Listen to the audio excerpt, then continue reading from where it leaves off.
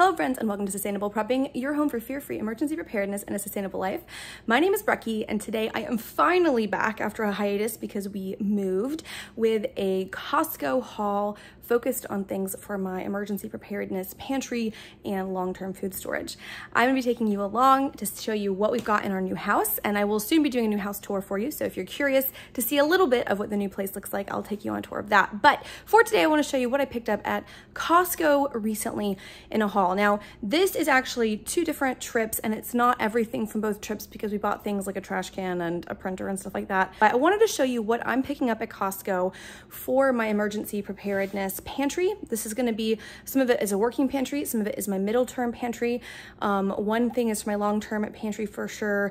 And then some things I'm gonna be adding into and replacing out of my go bags and things like that. So I wanna show you what I picked up at Costco, give you some ideas of things you can be adding to your pantry and to your emergency kits, and just walking you through what a real life emergency preparedness person who is not a professional, who's not sponsored, right? I'm not getting people sending me free stuff. This is my real personal money being spent on real personal stuff, what our actual family uses.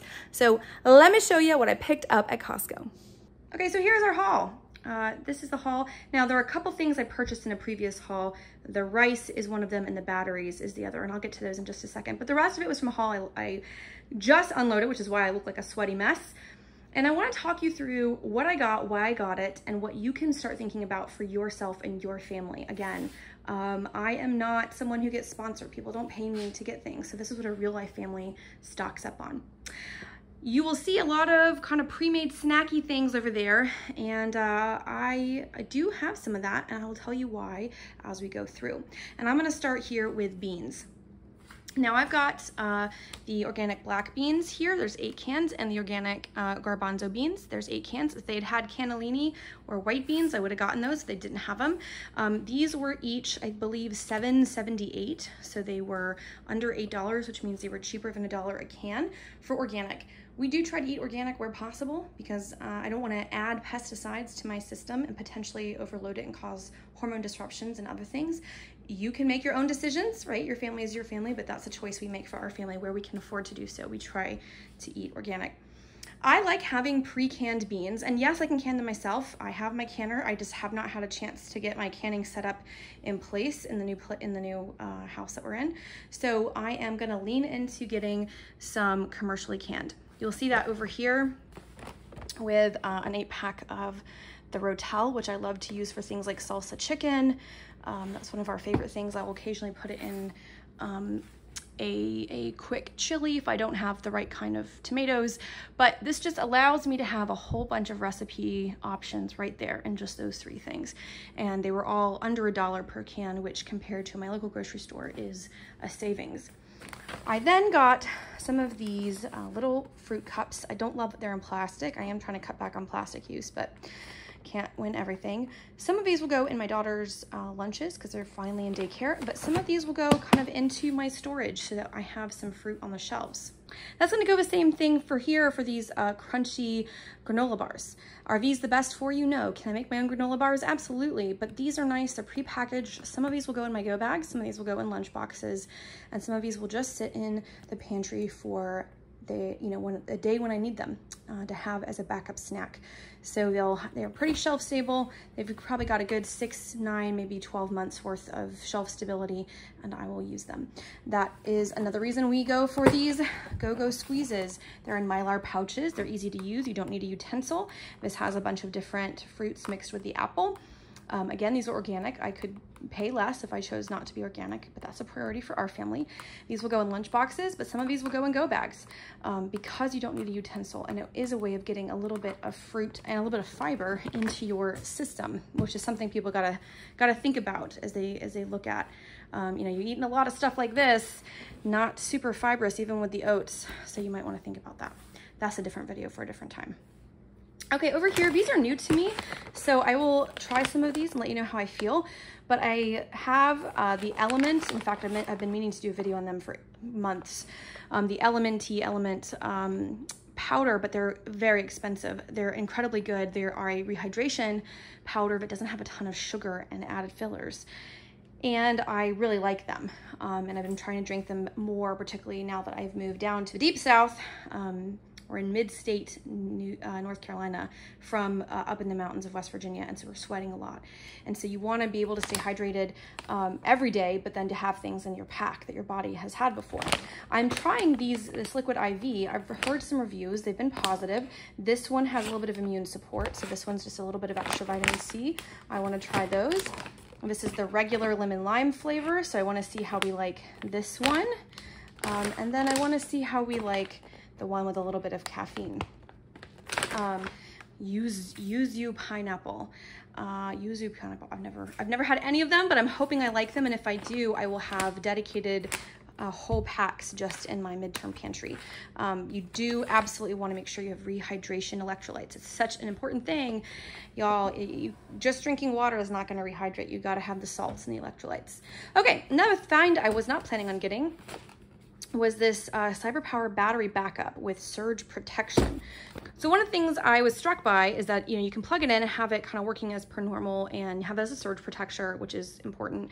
But it will then act as a short-term backup battery, giving you about 3-ish hours of backup in a storm. And if you needed to, right, you could then quickly charge a bunch of electronics if you hadn't had things charging. It's not going to last long term, but it's one of those set it and then forget it until you need it because you have it already plugged in, which I like. A lot of people get these sorts of things and they forget to plug them in and keep them recharged. They charge it once, put it in a closet, and then it's lost its charge. So I like that that can keep being used. I got two packs, so 4 organic peanut butters. Again, we prefer organic. It's just personal choice, and we eat a lot of peanut butter. So these are going to be going into my rotational pantry. I am down to only 1 jar in my rotational pantry because we ate through so much of it during the move. Let me scooch on over. I got 1 jar of really big strawberry jam. I have some smaller jars, but I like to have one kind of backup in the pantry jar. And we don't really do grape, surprisingly. So here's strawberry and some honey. This is raw organic honey. And I do like to try to get raw honey where I can afford to do so. And I like that these little bears are squeezable. I have some local honey in jars, but it's so messy with kids, so I try to save that for medicinal use. Then I have some spices I was out of. We didn't replace them when we moved, so I got regular paprika, organic basil, organic oregano, and Old Bay. You can do a lot with Old Bay.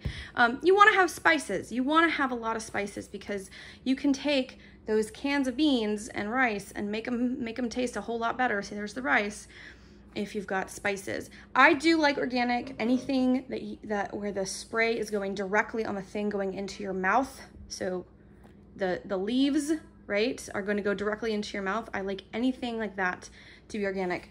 Could I go non-organic beans? Absolutely, because they have a shell. That's an easy switch if I need to for financial reasons or availability. But if I can afford to get the stuff where the thing going into your mouth is the thing that's also being sprayed, right, that's gonna help cut down on the pesticides. So got a bunch of spices that I was completely out of.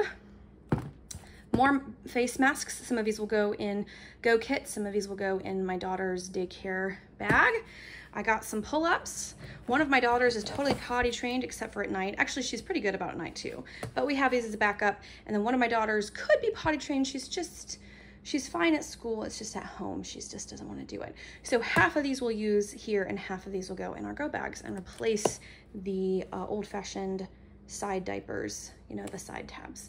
So a little bit of at-home use, a little bit of school use. And just since it's up here, so I don't forget it, I've already busted into these little fruit bars.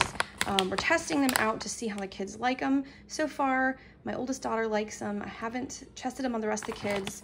And if we like these will be something else to add to the kit to get some good fruit and fiber in our systems that can live in our go bags for, you know, 6 months, 9 months, a year.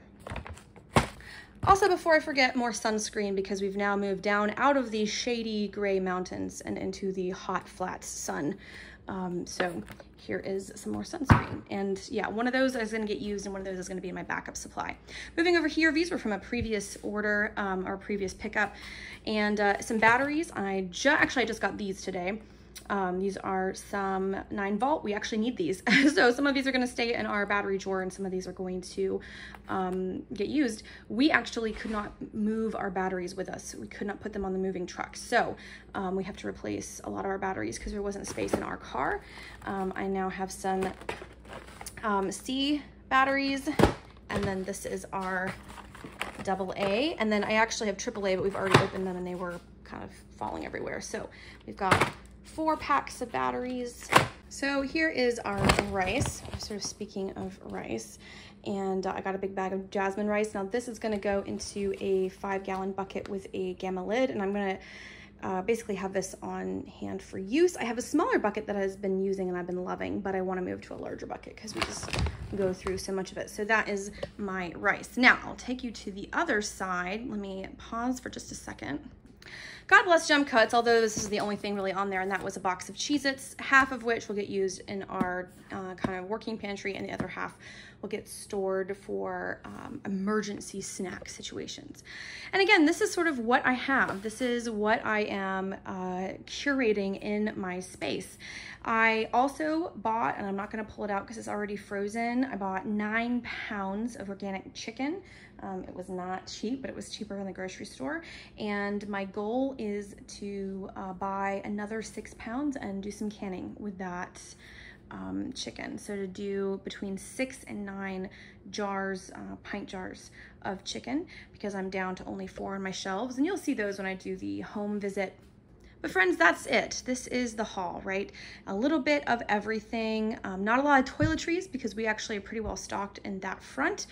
But replenishing the pantry that I had to give up some of when I moved, getting things that we can use that can move between my midterm and my working pantry, trying out some new things like these liquid IV. And if we like these, I will be stocking up on quite a bit of them so that we can have them, particularly now that we live in a place where we do sweat a lot more. So friends, that is my haul. I hope that you found it interesting. Comment down below and let me know what are your favorite finds to get at Costco.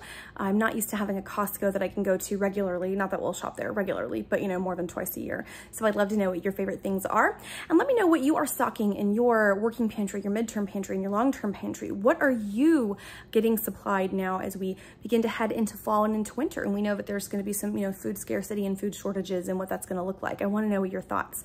As always, friends, thank you for sticking around. I know I was on a hiatus a little bit longer than I expected. I thought maybe 1 week, but it ended up needing to be 2 as we were transitioning the kids into school and the new place and doctor's visits and just all those things that happen when you move to a new community.